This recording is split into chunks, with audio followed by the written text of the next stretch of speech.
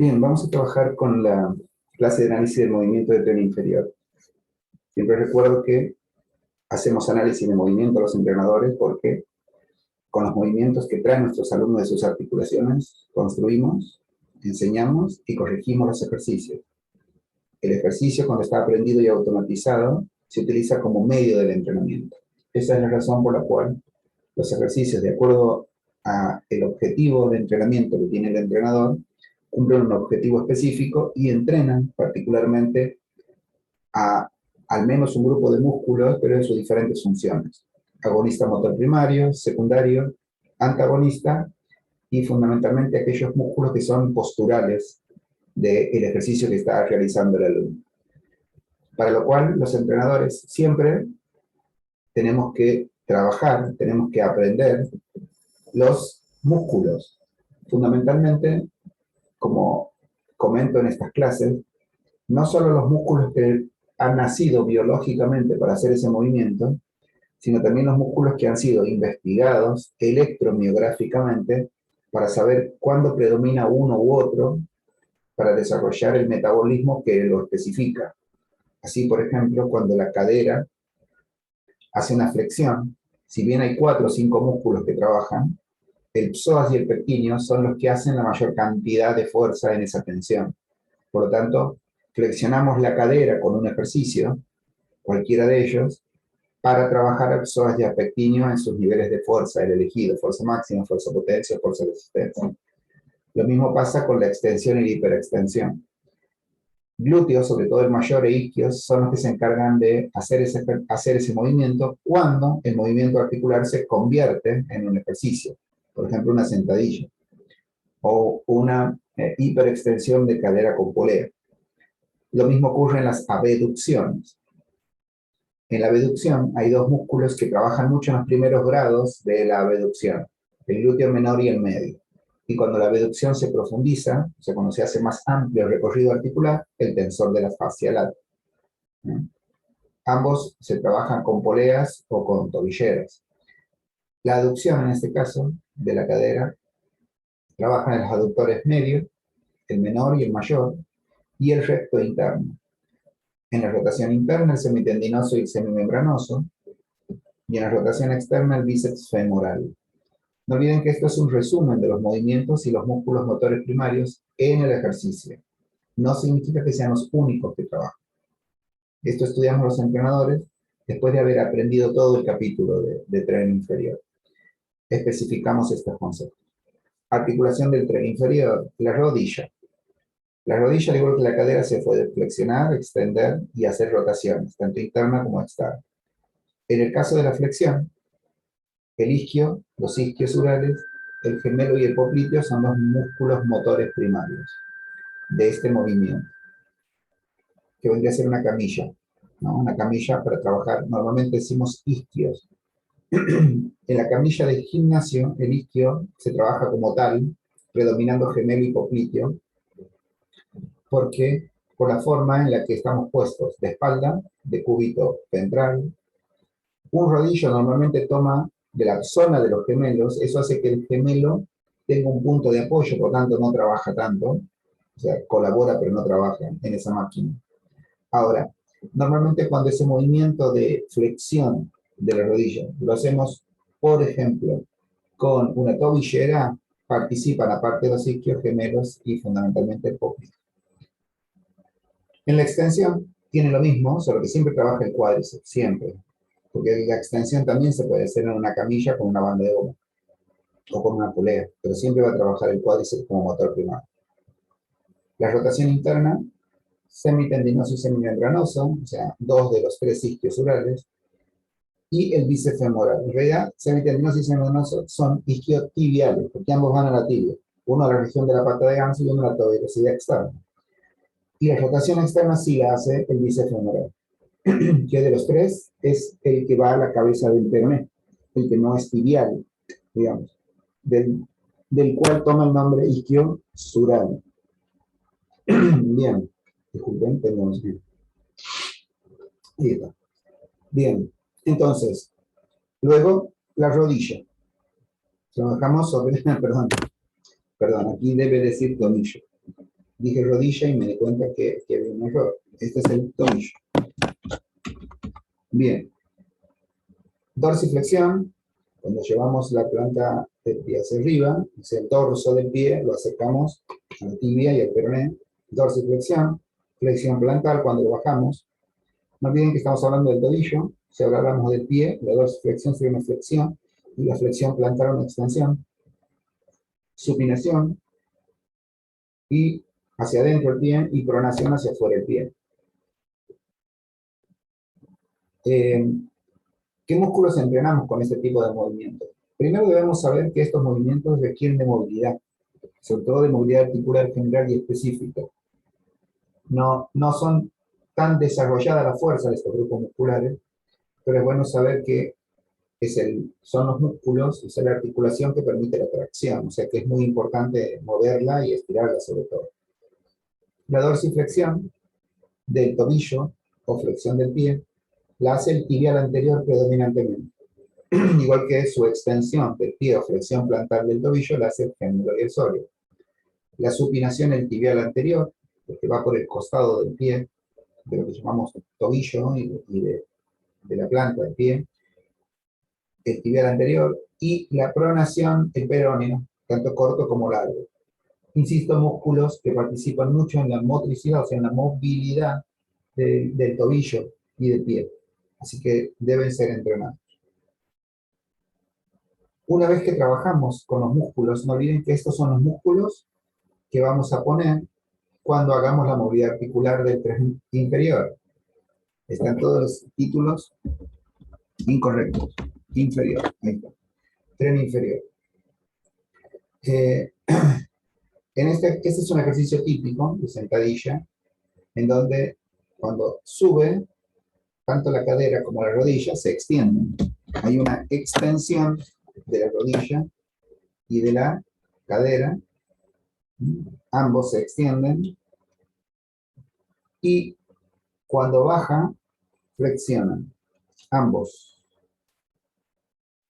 Hay una flexión, tanto de rodilla, tanto de cadera como de rodilla.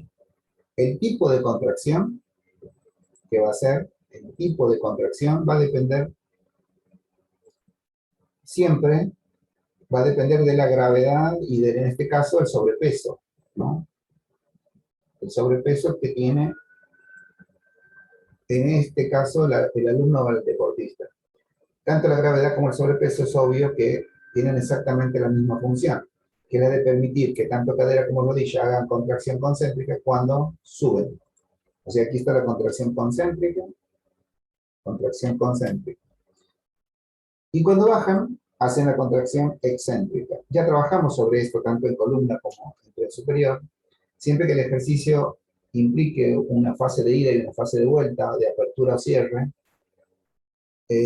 siempre va a ser una contracción concéntrica cuando hace la mayor cantidad de fuerza, cuando vence la gravedad, o en este caso un sobrepeso, y excéntrica cuando vuelve de esa posición a la posición de inicio del ejercicio. Los músculos que intervienen, en el caso de la cadera, los extensores de la cadera son glúteos e isquios, y en el caso de la rodilla, el extensor de la cadera, de la rodilla, disculpen, es el cuádriceps. Cuádriceps. Idem, los mismos, son los que hacen los movimientos excéntricos. Siempre les recuerdo que aquí es donde muchas veces nos equivocamos. Como dice flexores de cadera y de rodillas, solemos poner esos músculos como motores primarios, siendo que la fuerza de regreso, en este caso de una extensión a una flexión en el ejercicio, corresponden exactamente a los mismos grupos musculares, solo que con otro tipo de contracción. Ya no concéntrica, sino excéntrica. Cuando uno analiza los movimientos de la cadera, tiene que prestar mucha atención al tipo de ejercicio que está haciendo el alumno, porque en el desarrollo de la fuerza, no así de la movilidad o del estiramiento, pero sí de la fuerza, los músculos no varían mucho. y tampoco los tipos de movimiento. Normalmente la flexión, extensión de la cadera y su rotación, rodilla y tobillo. En este caso particular, digo esto porque vamos a ver al menos 2 o 3 ejercicios con el mismo movimiento, pero la posición del cuerpo hace que trabaje con diferentes tipos de contracciones, aunque el mismo movimiento, por lo tanto, va a ser el mismo músculo. En este caso, por ejemplo, el alumno cuando abre está haciendo una abducción o abducción de la cadera, porque solo está trabajando la cadera, al tener la rodilla extendida y el tobillo en una posición anatómica, entonces no está trabajando. Y cuando cierra hace una aducción, en este caso. Está haciendo una abducción y una abducción y una aducción, este deportista. La contracción concéntrica la hace cuando lucha contra la gravedad, o sea, cuando abre, ahí es concéntrica. Y cuando cierra, es excéntrica. En este caso, es la gravedad, porque está trabajando con su propio cuerpo, es la que va a incidir en el tipo de contracción. Y como está trabajando, si ustedes se fijan, está trabajando poco. O sea, que esta apertura, cuando abre el alumno, aquí cuando abre, este nivel es un ángulo de 30 grados más o menos. Así que son los glúteos. El glúteo menor y medio. Esos son los ejercicios. Glúteo menor y medio, ¿no? Y lo hacen, como siempre, concéntrica, y en excéntrica es el mismo. En contracción excéntrica es el mismo. Bien, perfecto. Aquí trabajamos sobre los abductores con una particularidad. Trabajamos con los que trabajan a 30 grados. Si ustedes lo imaginan parado a él, no hay una gran abducción aquí. Es posible que lo haya más aquí.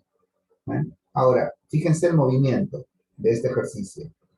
Cambió el tipo de contracción, porque recién abducía y ahí contraía de manera concéntrica. Aquí, cuando cuando cierra, disculpen, hace una aducción, aduce. Cuando cierra, aduce. Una aducción. En cambio, cuando abre, está haciendo una abducción. Pero va a tener una particularidad esta abducción.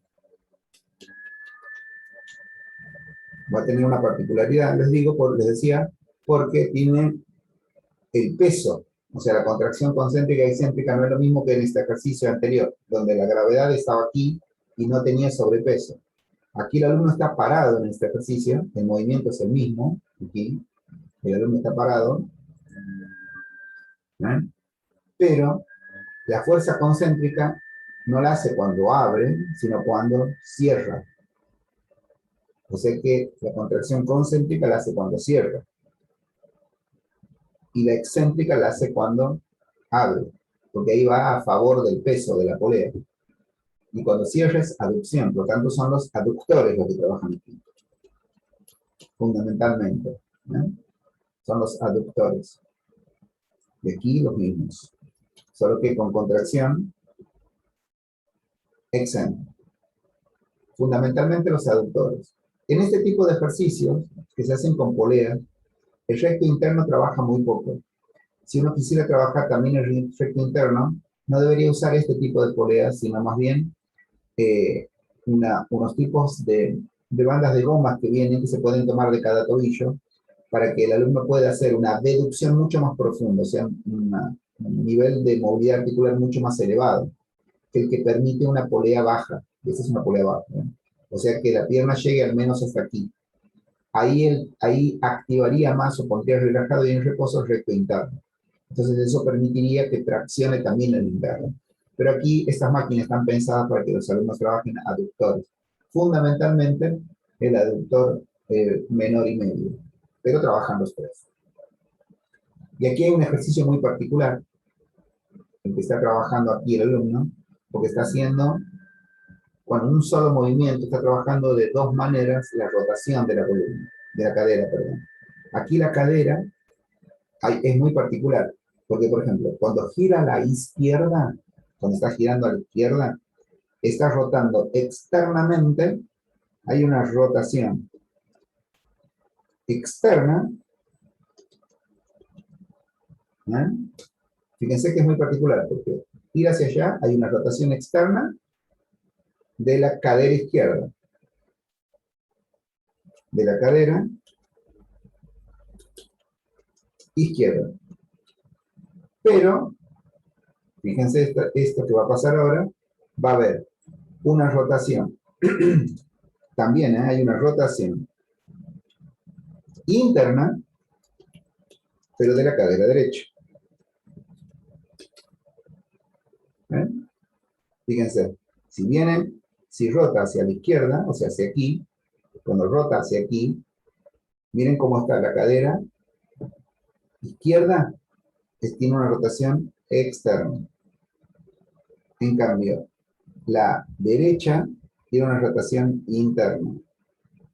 Y lo mismo pasa cuando gira a la derecha, pero al revés. ¿Eh? O sea, ¿qué ocurre? Cuando viene, vamos a copiar lo mismo y vamos a ponerlo de esta manera. Miren que vamos a acomodar el dibujo del pizarrón. Fíjense aquí, la rotación, cuando gira hacia la derecha, la rotación externa ahora hace la rodilla, la cadera derecha, y la rotación interna la hace la cadera izquierda. Izquierda.